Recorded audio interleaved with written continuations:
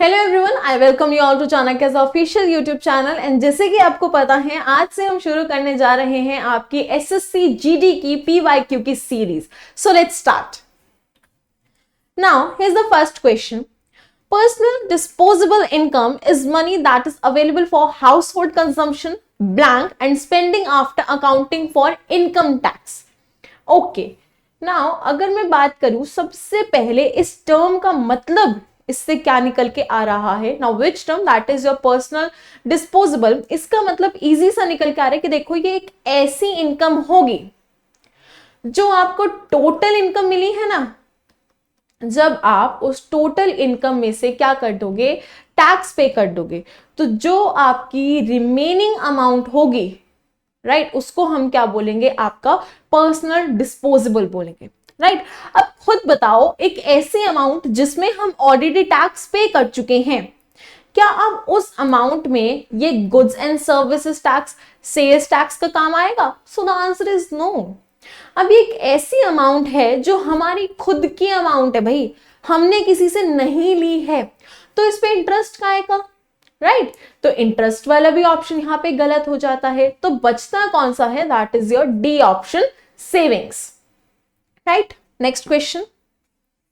Disadvantage of the industrial development is, now यहां पे हमें इंडस्ट्रियल डेवलपमेंट कि क्या बताने हैं, डिसएडवांटेजेस बताने हैं।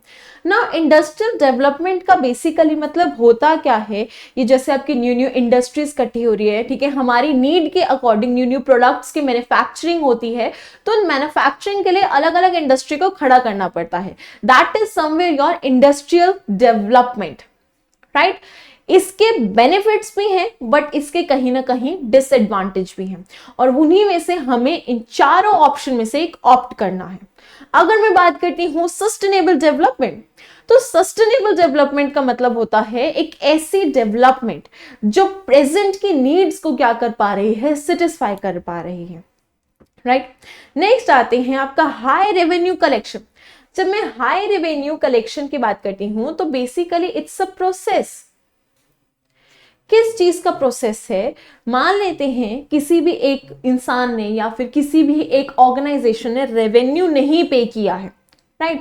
तो हम उनसे वो अनपेड रेवेन्यू जो है पे करवा सकते हैं थ्रू अ सिस्टम, राइट, जिसको हम क्या बोलते हैं, हाई रेवेन्यू कलेक्शन बोलते हैं।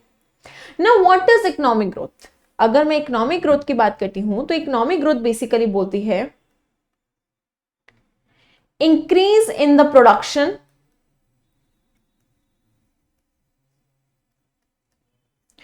of goods and services in an economy, right? जब मैं इकोनॉमिक ग्रोथ की बात करती हूं, तो इसको समझने के लिए हमारे पास दो न्यू टर्म्स आ गई, that is your goods and services. Now what is goods and what is services? जब मैं गुड्स की बात करती हूँ, एक एग्जांपल से समझ लेते हैं। देखो, मान लो आपने आईफोन परचेज किया, राइट? तो iPhone is going to be your good, okay. Second, iPhone आपने क्यों परचेज किया होगा? क्योंकि आईफोन के अंदर iOS होता है, राइट? यू वांट प्रिवेसी, ठीक है, सिक्योरिटी अच्छी है, तो इसलिए आपने आईफोन परचेज कर लिया। चलो, अब वो जो iOS है that is a service, right?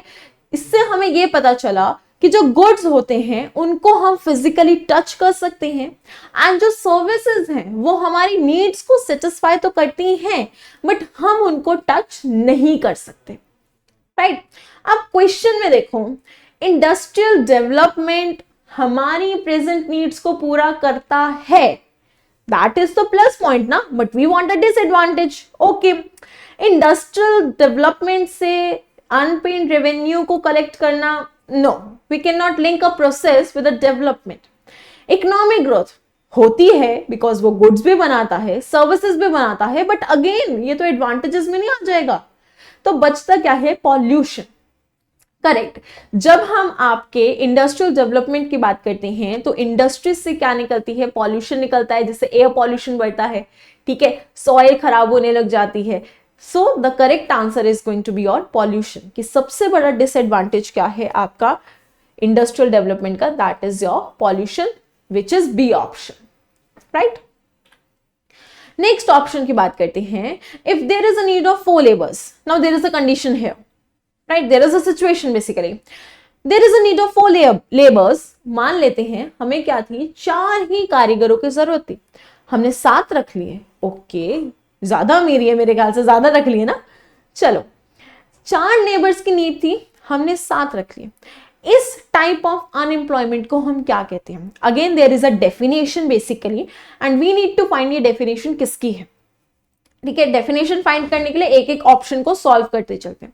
जब मैं बात करती हूं आपकी किसकी, साइक्लिक अनएम्प्लॉयमेंट की, तो what is cyclic unemployment? For an example, there is a company, ठीक है, एक कंपनी है, पहले वो बहुत प्रॉफिट में चल रही थी, तो उसने 10 क्या रख लिए, लगभग आपके एम्प्लॉयज रख लिए, ठीक है।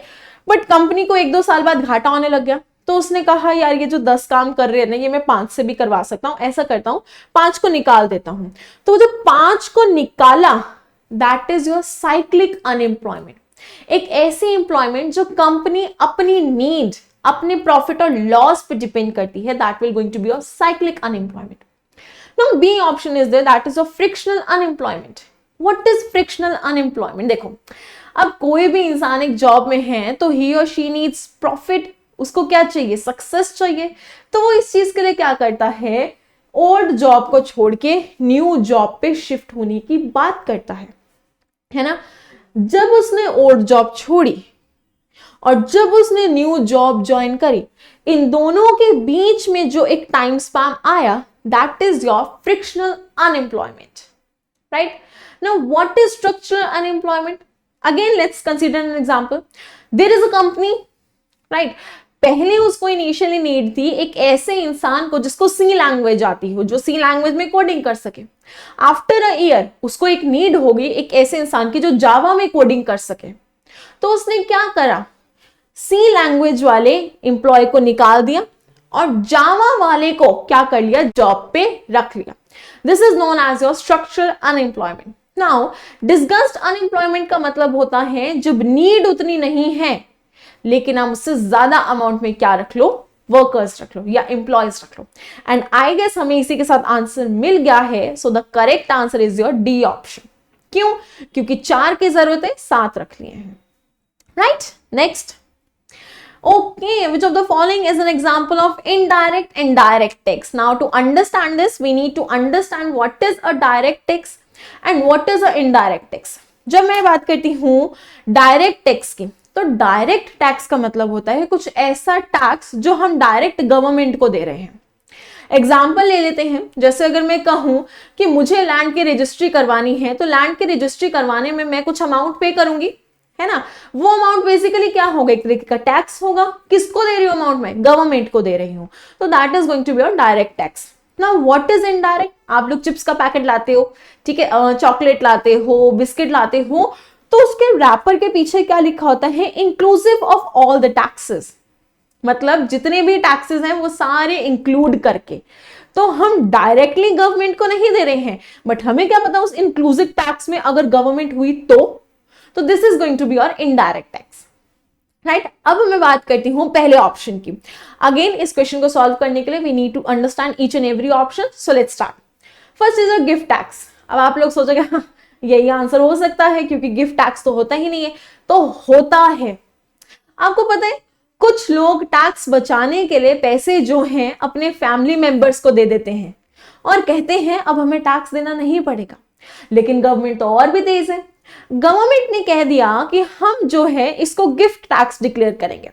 गिफ्ट टैक्स का मतलब अगर कोई भी इंसान 50,000 से ऊपर की ट्रांजैक्शन करता है तो उसे उस पे क्या देना पड़ेगा, टैक्स देना पड़ेगा, राइट। अब यहां पे मैंने क्या बोला, गवर्नमेंट ने डिसाइड किया, इट मींस गिफ्ट टैक्स जो है आप डायरेक्टली किसको दे रहे हो, गवर्नमेंट को दे रहे हो, तो this is going to be your direct tax. ये ऑप्शन गलत। बी पे आ जाओ। अब अगर मैं बात करती हूं कॉर्पोरेशन टैक्स फॉर फर्म्स, तो बेसिकली ये एक ऐसा टैक्स है जो कंपनी क्या करती है, अप्लाई करती है। मान लेते हैं कंपनी नीड्स प्रॉफिट, ठीक है, तो वो प्रॉफिट अर्न करने के लिए जो टैक्स पे करती है, ठीक है, उसको हम क्या कहते हैं, कॉर्पोरेशन टैक्स फॉर फर्म्स कहते हैं। अब ये पे किसको करती है, गवर्नमेंट को करती है, बिकॉज टेंडर्स जितने भी आते हैं वो गवर्नमेंट ही पास करता है, तो अगेन ये किसको पे करती है, गवर्नमेंट को। तो again this is a direct tax. What is a property tax?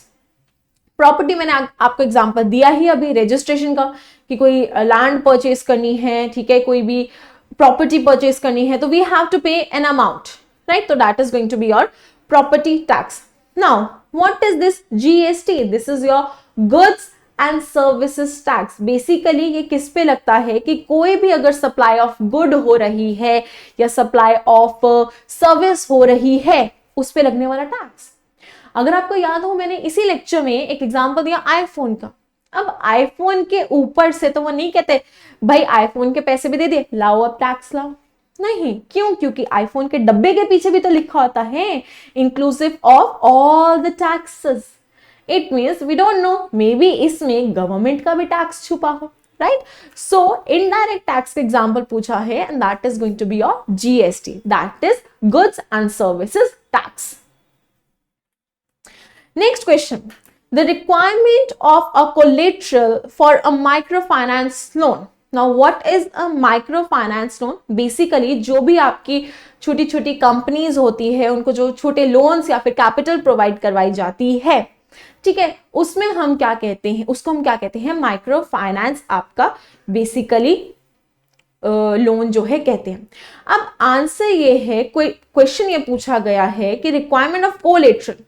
Collateral यानी दो कंपनीज को रिलेट करनी पड़ती है माइक्रो फाइनेंस लोन देने के लिए। चलो, does not happen, will happen, always been and most of the time. So the correct answer is going to be your always been, right. यहां पे करेक्ट आंसर क्या आएगा, that is your always been. Next आ जाता है, in India green revolution was led by. First of all, what was your green revolution? Green revolution एक ऐसा revolution था जब हमने देखा कि जो आपकी वेजिटेबल्स हैं, या फिर इन ब्रीफ बात करूं तो जो एग्रीकल्चर्स हैं, वो बहुत ज्यादा क्या हो रही थी, ग्रो हो रही थी। तो वही चीज पूछी गई है कि जो ग्रीन रेवोल्यूशन है वो एक्चुअली में शुरू किसने किया था? तो भाई वो शुरू किया था आपके MS स्वामीनाथन जी ने। तो इसी के साथ हमारा करेक्ट आंसर क्या होता है, बी ऑप्शन। नेक्स्ट हम चलते हैं, which of the following is known as the flying Sikh of India? I know out of the topic है, बट अगेन इट्स इंपॉर्टेंट, ठीक है। यस, तो क्या आंसर होगा इसका? So the answer is going to be your D option, that is your Milkha Singh. Next question की बात करते हैं। Okay, skill India mission was launch under the flagship of. Basically यहां से पूछा जा रहा है कि जो स्किल इंडिया मिशन है वो किस मिनिस्ट्री ने शुरू किया था। देखो, मिनिस्ट्री की बात बाद में कर लेते हैं, पहले फटाफट स्किल इंडिया मिशन के बारे में जान लेते हैं। Now what is skill India mission? देखो, गवर्नमेंट ने स्किल इंडिया मिशन इसलिए निकाला था ताकि जितना भी हमारे यूथ है या फिर जितने भी हमारे इंडियन सिटीजन्स हैं, वो क्या कर सके, इस मिशन में पार्टिसिपेट करके अपनी कोई इंडिविजुअल स्किल को एनहांस कर सके, राइट। नाउ अगर बात कर ली जाए ये मिशन कब शुरू हुआ था, तो ये मिशन आपका 15 जुलाई 2015 में शुरू हुआ था। अब मैं आंसर की बात करूं तो बहुत ही इजी है। देखो, skill word is there, skill को डेवलप करने की बात तो वही मिनिस्ट्री करेगी ना जिसमें खुद स्किल्स हैं। तो the answer is going to be your A option, that is ministry of skill development and entrepreneurship. Okay, आगे चलते हैं। Yes, according to the census 2011, which state has the lowest female literacy rate in India? यहां पे एक direct question पूछा गया है कि जो 2011 की जनगणना थी, अगर हम उसके तहत जाएं तो लोएस्ट फीमेल लिटरेसी रेट जो है इंडिया में किस स्टेट में है? So the answer is going to be your Bihar. अब एक चीज याद रखना, अगर यहाँ पे फीमेल की जगह मेल भी आ जाएगा एंड लोएस्ट आ जाएगा, तब भी your answer is going to be Bihar. वहीं अगर क्वेश्चन पूछ लेता है हाईएस्ट लिटरेसी रेट, चाहे वो मेल का हो जाए चाहे वो फीमेल का हो जाए, that is going to be of your Kerala, right. अब आप लोएस्ट का भी आंसर दे सकते हैं और हाईएस्ट का भी आंसर जो है इजीली दे सकते हैं।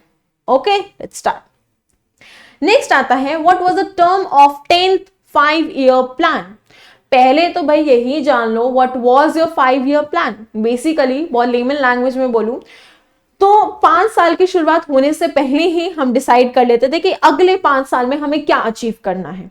इररिस्पेक्ट ऑफ फेमाइन आए, ड्राउट आए, उस एरिया को उस डेवलपमेंट की जरूरत है कि नहीं है, वो एरिया डेवलपमेंट के लिए, उस डेवलपमेंट के लिए, पर्टिकुलर डेवलपमेंट के लिए तैयार है कि नहीं है, इन सारी चीजों को नजरअंदाज करके हम शुरू में ही क्या कर लेते थे, अगले 5 साल की जो प्लानिंग है वो कर लेते थे। राइट अब यहां पे इन्होंने पूछा है कि जो आपका 10th 5-year प्लान जो है वो कब आया। राइट तो देखिए इसका आंसर मुझे आप लोग फटाफट से कमेंट बॉक्स में बताएंगे। ठीक है मैं आपको हिंट दे देती हूं। जब मैं बात करती हूं हमारे फर्स्ट 5-year प्लान की तो वो आया 1951। Now with the help of this particular hint आप क्या करेंगे, मुझे इस पर्टिकुलर क्वेश्चन का आंसर बताएंगे कमेंट बॉक्स में फटाफट से।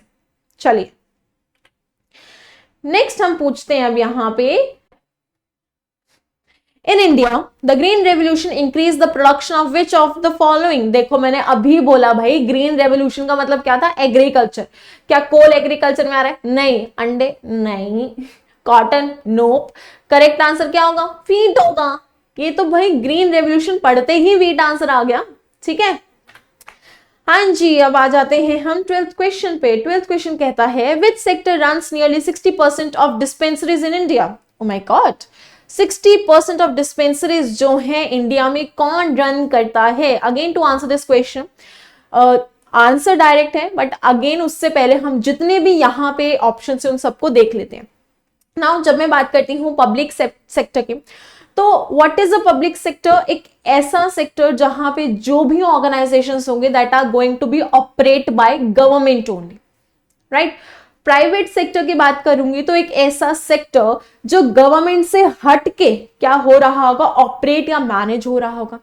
जॉइंट सेक्शन की बात करेंगे तो बेसिकली जॉइंट सेक्शन क्या हो जाएगा, जहां पे ये पब्लिक एंड प्राइवेट दोनों आके क्या करेंगे, मैनेज करेंगे चीजों को। वहीं कॉर्पोरेटिव सेक्टर की बात करेंगे तो एक ऐसा सेक्टर जहां पे हमें क्या देखने को मिलता है, ओनर एम्प्लॉयज का बॉन्ड रिलेशन जो है देखने को मिलता है। So these are 4 sectors. जब मैं बात करती हूँ 60% ऑफ डिस्पेंसरीज की तो 60% जो डिस्पेंसरीज हैं वो प्राइवेट सेक्टर के अंदर आती हैं। Not only 60% of dispensaries, around 70% of hospitals किसके अंदर आते हैं, इस प्राइवेट सेक्टर के अंदर ही आते हैं। राइट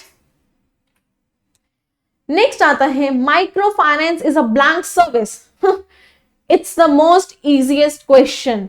लिखा क्या है, micro finance. It's quite obvious, अभी भी हमने पढ़ा माइक्रो फाइनेंस का मतलब क्या है, एक ऐसा ग्रुप जो छोटे छोटे बिजनेसेस को क्या देगा, लोन देगा, कैपिटल देगा बेसिकली। राइट तो ये क्या देगा, फाइनेंस देगा। So micro finance is a financial service. Right next, which Indian organization is responsible for the collecting data on poverty in the country?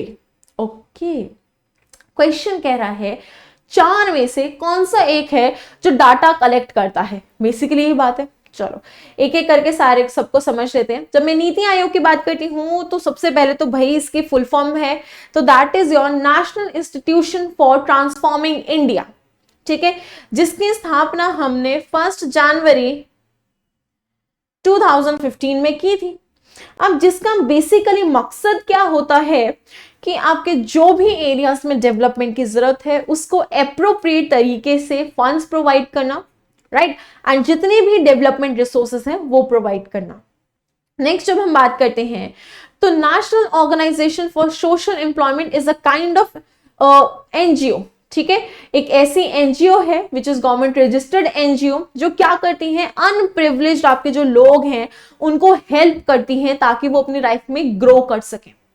वही मैं बात करती हूं national sample survey organisation. Okay there is a survey, so it's quite obvious there is going to be an organization which is going to collect data regarding a number of situations. I guess you have already got the answer.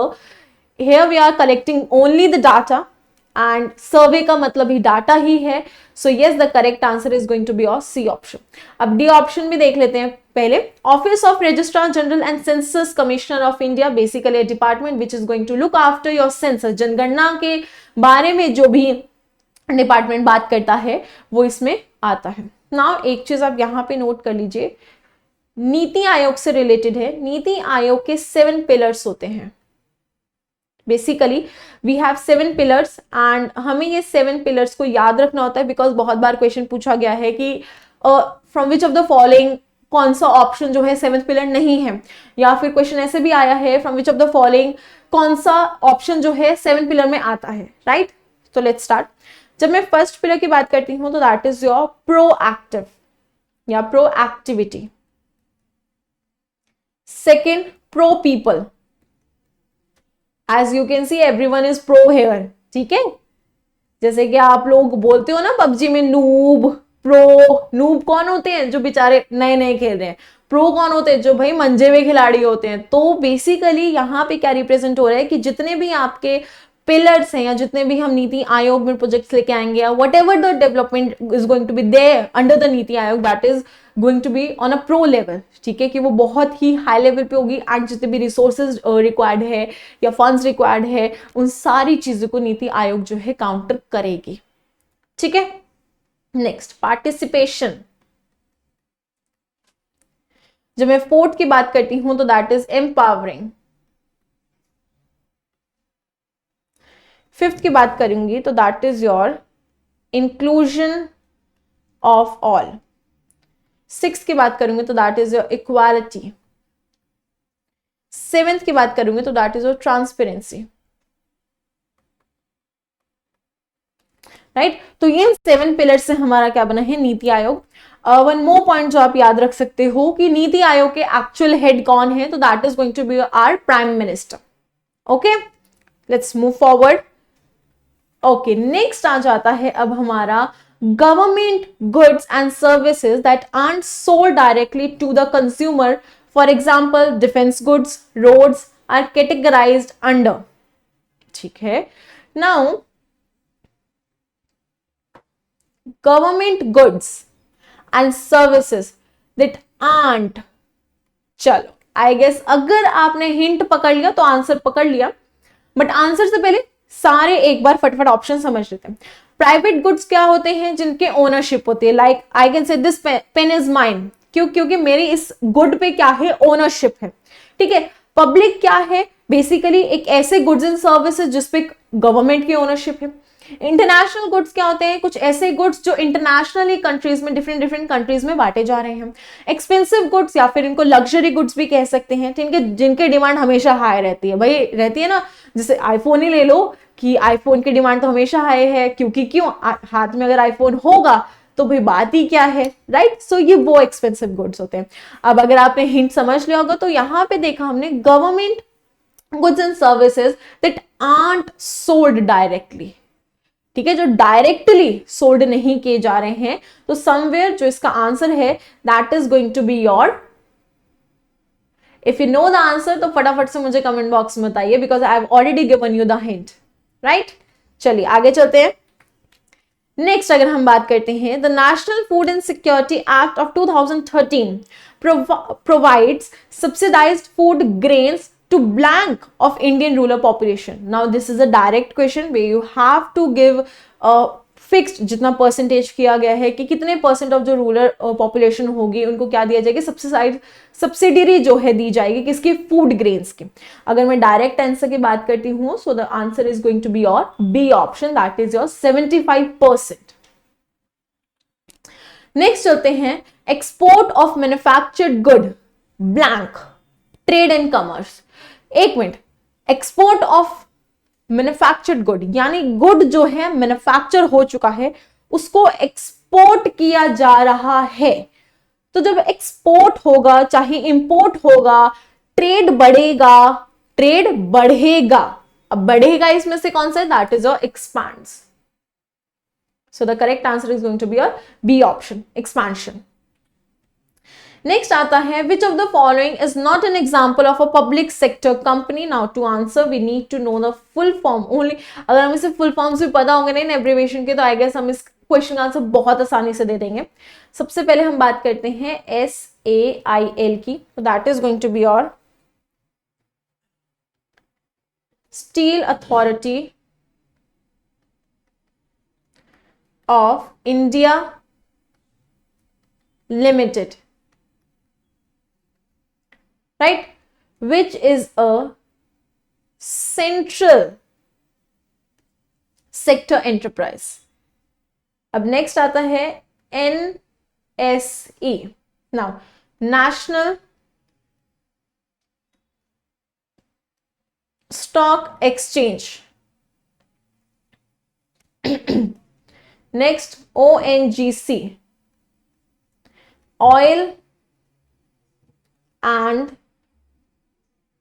Natural Gas Corporation. Next BHEL, Bharat Heavy Electricals Limited. Now, जब मैं बात करूं limited की, corporation की और limited की, तो ये सारे कहीं ना कहीं किधर आते हैं, गवर्नमेंट के अंडर आते हैं, राइट. एंड पब्लिक सेक्टर माने एक ऐसा सेक्टर जो कौन ऑपरेट कर रहा है, गवर्नमेंट ऑपरेट कर रहा है, राइट. तो जब A option, C option and D option तीनों गवर्नमेंट का है, तो बच कौन सा गया, तो that is going to be your national stock exchange. Next आता है currency notes and coins are called fiat money. They are also called, क्या कहते हैं इसको, so the correct answer is going to be your legal tender. Next, 3 of the following 4 are auxiliaries of trade, ठीक है, and therefore form a group. Which is one that does not belong to that group? Trade के 3 क्या हैं, auxiliaries है. देखो, जब भी trade करना होगा we need a warehouse. What is a warehouse, एक type of a store room जैसे होता है, वेयर हाउस को हम वैसे कहते हैं स्टोर रूम. तो जब भी किसी चीज का ट्रेड करें तो ऑब्वियसली बात है बना के कहीं स्टोर तो करना पड़ेगा, तो वी नीड वेयर हाउस, ठीक है. नाउ स्टोर रूम तक लाने के लिए, उसको ट्रेड करने के लिए वी नीड ट्रांसपोर्टेशन, बी भी हो गया. थर्ड, हमें इंश्योरेंस भी चाहिए कि कभी कोई हम ट्रेड कर रहे हैं कुछ गलत हो जाए, ठीक है, तो we need to be insured about it. तो ये 3 ऑक्सिलरीज कौन कौन सी होगी, warehouse, transportation and your insurance, ठीक है. बचती कौन सी है, तो दैट इज योर एग्रीकल्चर, ठीक है. और इसमें आई गेस डज नॉट पूछा गया है, तो the correct answer is going to be your agriculture only.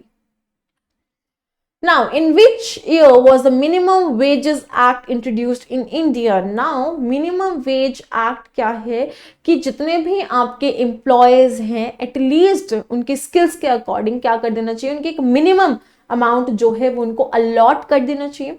Directly पूछा जा रहा है कि ये जो एक्ट है वो इंडिया में कौन से ईयर में इंट्रोड्यूस कराया गया था. So the correct answer is going to be your 1948. This is the direct answer.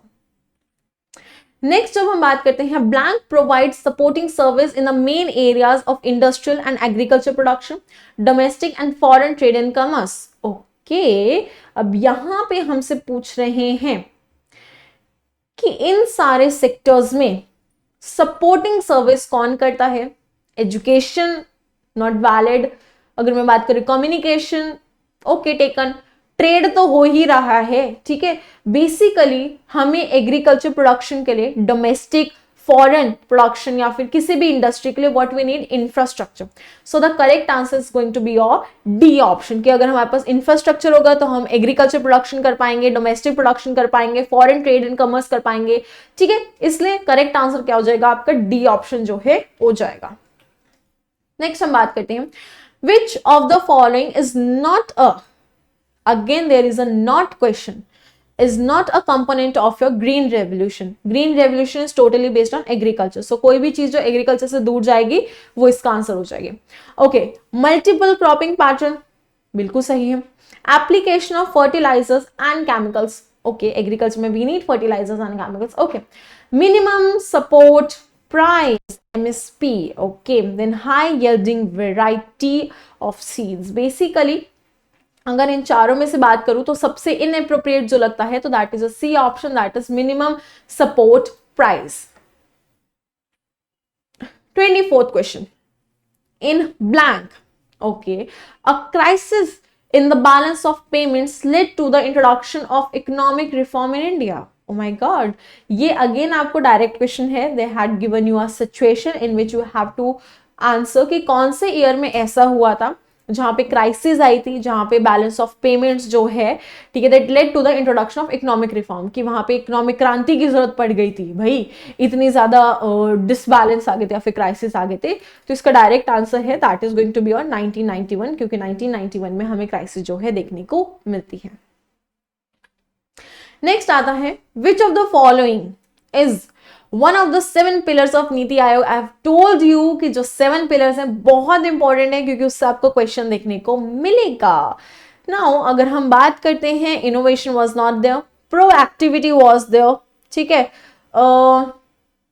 Again discovery was not there, few people, they were pro people, but ठीक है, proactivity is not there, but few people are there, so we are going to go with the few people, ठीक है।